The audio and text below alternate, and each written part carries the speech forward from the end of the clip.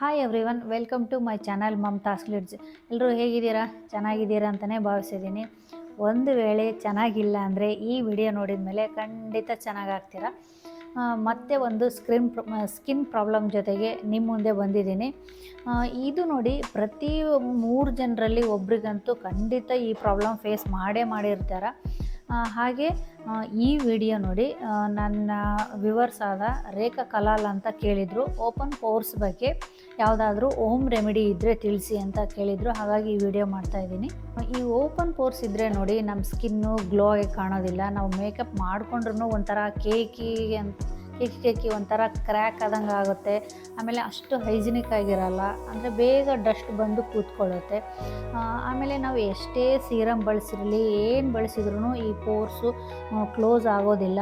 ಹಾಗೇನಾಗುತ್ತೆ ಅಂದರೆ ಡಸ್ಟ್ ಎಲ್ಲ ಅಲ್ಲಿ ಕಲೆಕ್ಟ್ ಆಗಿ ಅದು ಇನ್ನೂ ಜಾಸ್ತಿ ಓಪನ್ ಆಗುತ್ತೆ.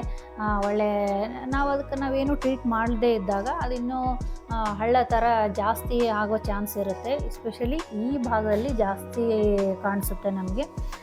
ಅದು ಹಾಗೆ ನಾವೇನು ಮಾಡದೆ ಹಾಗೆ ಬಿಟ್ಟಾಗ ಅದು ಇನ್ನೂ ದೊಡ್ಡದಾಗಿ ಕಾಣಿಸುತ್ತೆ. ಆಮೇಲೆ ಯಾವ DKಶಿನೋ ಸಿದ್ದರಾಮಯ್ಯ ಬಂದು ಗುಂಡಿ ನಮ್ಮದು ಕ್ಲೋಸ್ ಮಾಡಲ್ಲ, ನಮ್ಮದು ನಾವೇ ಕ್ಲೋಸ್ ಮಾಡ್ಕೋಬೇಕು.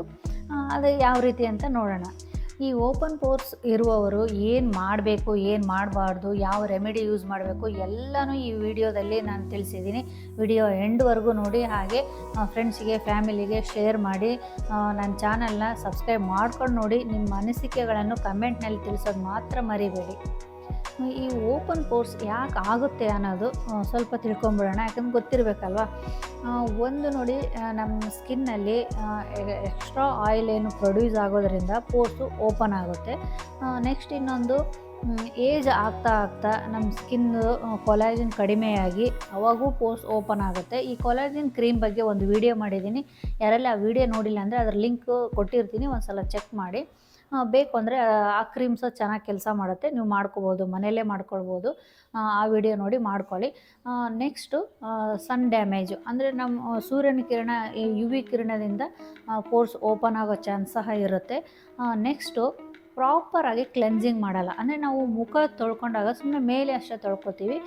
ಓಪನ್ ಪೋರ್ಸ್ಗೆ ಆಳವಾಗಿ ಕ್ಲೀನ್ ಮಾಡೋದು ಹೇಗೆ ಅಂತ ನೆಕ್ಸ್ಟ್ ವಿಡಿಯೋದಲ್ಲಿ ನಾನು ಹೇಳ್ತೀನಿ. ಇಷ್ಟು ಅಂದರೆ ಓಪನ್ ಪೋರ್ಸ್ ಬರೋದಕ್ಕೆ ಕಾರಣ ಆಗುತ್ತೆ ಬೇಸಿಕ್ಕಾಗಿ. ನೆಕ್ಸ್ಟ್ ನೋಡಿ, ಇದ್ರದ್ದು ಟ್ರೀಟ್ಮೆಂಟ್ ನೋಡೋಣ. ಏನಿಲ್ಲ, ಫಸ್ಟು ಐಸ್ ಕ್ಯೂಬ್ಸ್ನ ನಿಮ್ಮ ಸ್ಕಿನ್ ಮೇಲೆ ರಬ್ ಮಾಡ್ಕೊಳ್ಳಿ ಈ ಥರ. ಬಟ್ ಇದು ಏನು ಗೊತ್ತಾ, ಡೈರೆಕ್ಟಾಗಿ ಹೀಗೆ ನೀವು ರಬ್ ಮಾಡ್ಕೋಬೇಡಿ. ಒಂದು ಕಾಟನ್ ಟವಲಲ್ಲಿ, ಬಟ್ಟೆಯಲ್ಲಿ ಹಾಕಿ ರಬ್ ಮಾಡ್ಕೊಳ್ಳಿ. ಒಂದೆರಡು ಕ್ಯೂಬ್ಸ್ ಈ ಥರ ಹಾಕಿ ನೋಡಿ. ಈ ಥರ ಐಸ್ ಕ್ಯೂಬ್ನ ಒಂದು ಬಟ್ಟೆಯಲ್ಲಿ ಹಾಕಿ ಚೆನ್ನಾಗಿ ರಬ್ ಮಾಡಿ ಎಲ್ಲ ಕಡೆನೂ ನೀಟಾಗಿ. ಹಾಗೆ ಡೈರೆಕ್ಟ್ ಮಾಡಬೇಡಿ, ಇಲ್ಲಿ ಜಾಸ್ತಿ ಇರೋದ್ರಿಂದ ಸ್ವಲ್ಪ ಚೆನ್ನಾಗಿ ನೀಟಾಗಿ ಮಾಡ್ಕೊಳ್ಳಿ. ಎಲ್ಲ ಕಡೆ ಮಾಡ್ಕೊಳ್ಳಿ.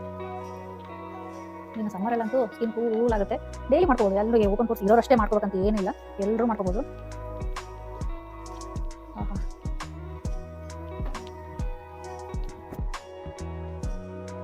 ನೆಕ್ಸ್ಟ್ ನೋಡಿ, ಇದಕ್ಕೆ ನಾವು ಏನು ಐಸ್ ಕ್ಯೂಬ್ ಎಲ್ಲ ಮಾಡ್ಕೊಂಡ ಮೇಲೆ ಅದು ನಮ್ಮ ಸ್ಕಿನ್ ಟೈಟಾಗಿ ರಿಲ್ಯಾಕ್ಸ್ ಆಗುತ್ತೆ.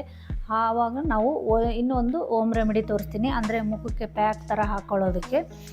ಇದನ್ನು ನೀವು ವಾರದಲ್ಲಿ 2 ಬಾರಿ ಮಾಡಿದ್ರೇ ತುಂಬ ಒಳ್ಳೆಯದು. ಅಂದರೆ ನಿಮಗೆ ಬೇಗ ರಿಸಲ್ಟ್ ಸಿಗುತ್ತೆ.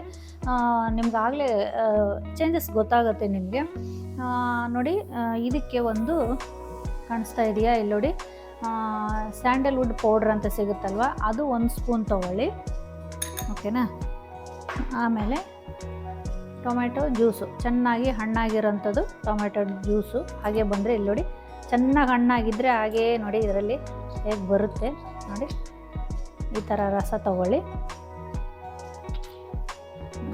ಅದಕ್ಕೆ ನಿಮಗೆ ಎಷ್ಟು ಬೇಕೋ ಅಷ್ಟು ಮಿಕ್ಸ್ ಮಾಡೋದಕ್ಕೆ ಎಷ್ಟು ಸಾಕಾಗುತ್ತೆ ನೋಡಿಕೊಂಡು ನೋಡಿ. ಎಷ್ಟು ಲಿಕ್ವಿಡ್ ಥರ ಎಷ್ಟು ಚೆನ್ನಾಗಿ ಬಂದಿದೆ.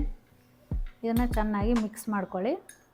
ಆಮೇಲೆ ಇನ್ನೊಂದು ನೋಡಿ, ನೀವು ನಾನ್ ವೆಜ್ ತೊಗೊಳ್ಳೋರಾದರೆ, ಅಂದರೆ ಮೊಟ್ಟೆ ತಿನ್ನೋರಾದರೆ ಅದ್ರದ್ದು ವೈಟ್ ಏನಿರುತ್ತಲ್ವ, ಎಗ್ ವೈಟು, ಅದನ್ನ ಬೇಕಾದರೆ ಈ ಸ್ಯಾಂಡಲ್ವುಡ್ ಪೌಡ್ರಲ್ಲಿ ಮಿಕ್ಸ್ ಮಾಡಿ ನೀವು ಹಚ್ಕೊಳ್ಬಹುದು. ಅದು ಸ್ಮೆಲ್ ಸಹ ಹೋಗುತ್ತೆ. ಸ್ಯಾಂಡಲ್ವುಡ್ ಪೌಡ್ರು ಎಷ್ಟು ಸ್ಮೆಲ್ ಘಮ ಅಂತ ಇರುತ್ತಲ್ವ, ಹಾಗಾಗಿ ಆ ಸ್ಮೆಲ್ಲು ಇರೋಲ್ಲ ನಿಮಗೆ. ಅಥವಾ ನೀವು ಮೊಟ್ಟೆ ತಿನ್ನಲ್ಲ ಅನ್ನೋರು ಬೇಕಾದರೆ ಸ್ಯಾಂಡಲ್ವುಡ್ ಪೌಡ್ರಲ್ಲಿ ಈ ಥರ ಟೊಮೊಟೊ ರಸ ಮಿಕ್ಸ್ ಮಾಡಿಕೊಂಡು ನೋಡಿ ಈ ಥರ ಪೇಸ್ಟ್ ಮಾಡಿಕೊಂಡು ಅಪ್ಲೈ ಮಾಡ್ಕೊಳ್ಬೇಕು. ಈಗ ನೋಡಿ ಐಸ್ ಕ್ಯೂಬ್ಸ್ ಎಲ್ಲ ನೀವು ರಬ್ ಮಾಡಿದ ಮೇಲೆ ಅದು ಸ್ಯಾಂಡಲ್ವುಡ್ದು ಪೌಡ್ರು ಮತ್ತು ಜ್ಯೂಸ್ದು ಹೇಳಿದ್ನಲ್ಲ ಟೊಮೊಟೊ ಜ್ಯೂಸು ಚೆನ್ನಾಗಿ ಎಲ್ಲ ಕಡೆ ಅಪ್ಲೈ ಮಾಡಿಕೊಂಡು ಒಂದು 20 ಮಿನಿಟ್ಸ್ ಹಾಗೆ ಬಿಟ್ಬಿಡಿ. ನೋಡಿ ನೀಟಾಗಿ ಎಲ್ಲ ನೀವು ಅಪ್ಲೈ ಮಾಡಿಕೊಂಡು ಈ ಥರ ಕುಕುಂಬರ್ನ ಕಣ್ಣಿಗಿಟ್ಕೊಂಡು ನಿಮ್ಮ ಫೇವ್ರೆಟ್ ಸಾಂಗ್ ಕೇಳ್ಕೊಂತ ಒಂದು 20 ಮಿನಿಟ್ಸ್ ಆದಮೇಲೆ ಸಿಗ್ತೀನಿ.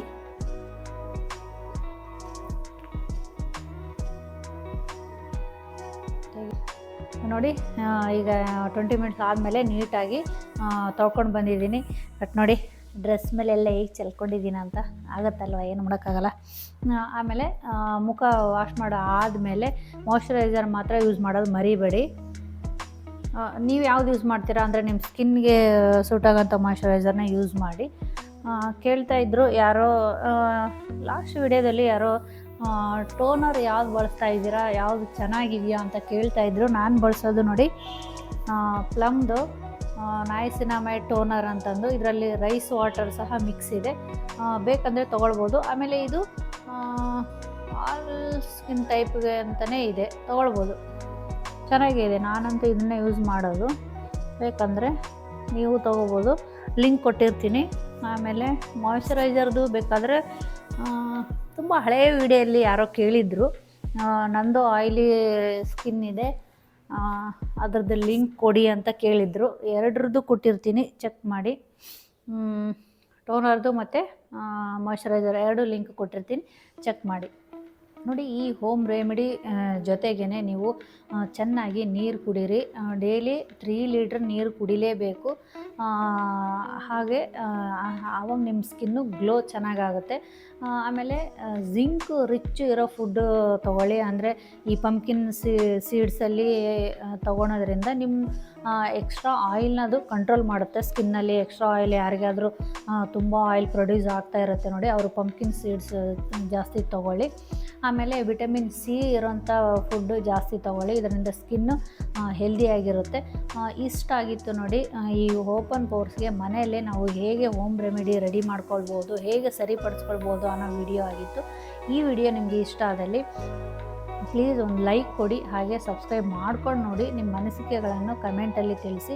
ನೆಕ್ಸ್ಟ್ ಒಂದು ಯೂಸ್ಫುಲ್ ವಿಡಿಯೋ ಜೊತೆಗೆ ಮತ್ತೆ ನಿಮ್ಮ ಮುಂದೆ ಬರ್ತೀನಿ ಅಂತ ಹೇಳ್ತಾ, ಅಲ್ಲಿವರೆಗೂ ಟೇಕ್ ಕೇರ್, ಬಾಯ್ ಬಾಯ್.